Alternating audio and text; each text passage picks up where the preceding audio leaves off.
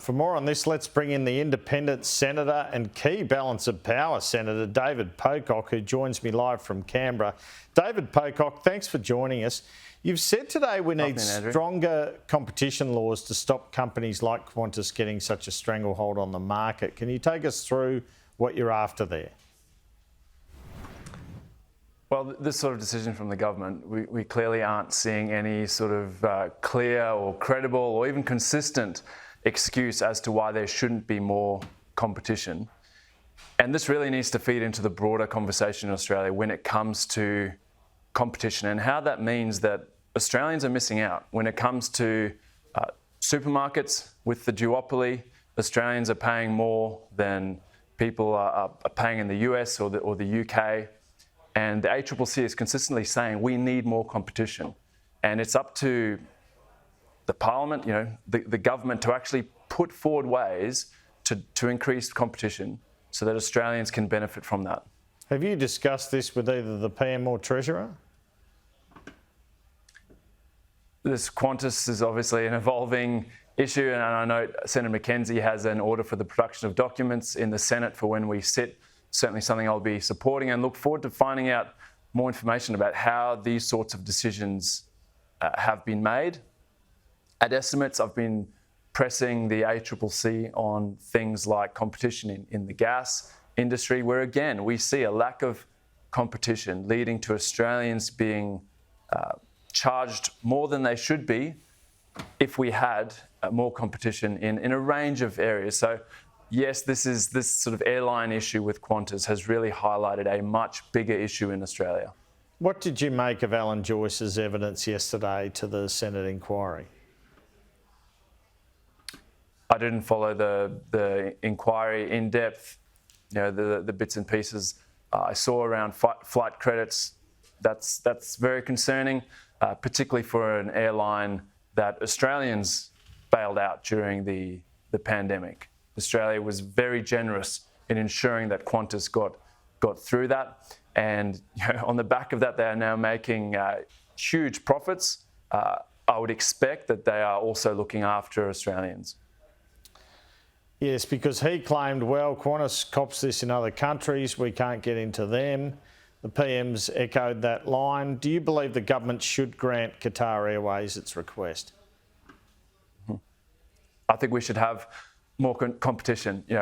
Just at a local level, I've had concerns raised by Canberra Airport about the number of flight cancellations from Canberra to Sydney, which effectively mean that there can't be more competition because of the slot system at Sydney Airport. So this is something that I think we're seeing across the board, and it's really disappointing to see the government make a decision that they can't actually back up with a clear, transparent explanation. It seems we're hearing all sorts of different stories from different ministers. They really need to come clean why they've made this call. Why is it in Australians' interest to not have another national carrier when we know that we're paying more for international flights than other countries are?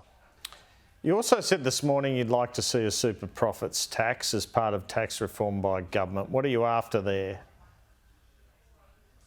Well, we've just come through a period where the fossil fuel companies are making eye-watering record profits that they haven't planned for. They haven't done anything special to have these increase in prices. This is all due to Russia's invasion of Ukraine. And those are our resources. Australians should benefit, particularly at a time where so many Australians are doing it tough through a cost of living crisis, and at the same time paying export prices for our own gas.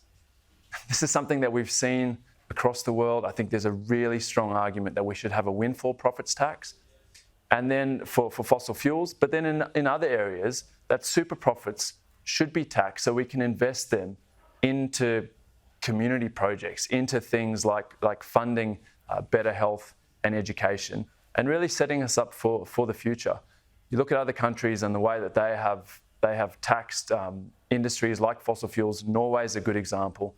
They're sitting on a $1.8 trillion sovereign wealth fund that they actually use to invest in the future, to set future generations up for success. And at the moment, we have to have a really honest and frank conversation about revenue and tax in Australia. You look at the intergenerational report that just got handed down, it's not looking good for us, and particularly for young people who are going to shoulder the burden of an ageing population, of the cost of climate change. There's a lot of work to do when it comes to things like adaptation to the warming that we've already locked in, and we're nowhere near investing enough. So that's going to come down to, where does this money come from? Will you be minded to pass the government's PRRT changes through the Senate? I find it pretty embarrassing for the government that when Treasury put forward a bunch of options and had a preferred option, the government seems to have gone for the weakest one. They've gone for an option that doesn't increase what offshore gas projects will be paying. They've simply gone for one that brings forward some revenue to make the budget look a bit better, but we're not getting the kind of return that we should for offshore gas. Will you move offshore LNG projects have not paid a single cent of PRRT. And so as it currently stands, I won't be supporting it. I don't see why we should be telling millions of Australians, well, just to tough it out and sorry, we can't afford to help you. At the same time, giving a free ride to companies that are making record profits. Well, there you go. A few struggles ahead for the government on that front then, depending on what the coalition do. Speaking of the Senate, the government's IR changes. Look, I know it's a bit unfair in a way to ask you this one because we haven't seen them, but we've heard enough about them. What's your general feel, because obviously they'll rely on your vote in the Senate, about what the government's proposing? It's really interesting how this process runs out.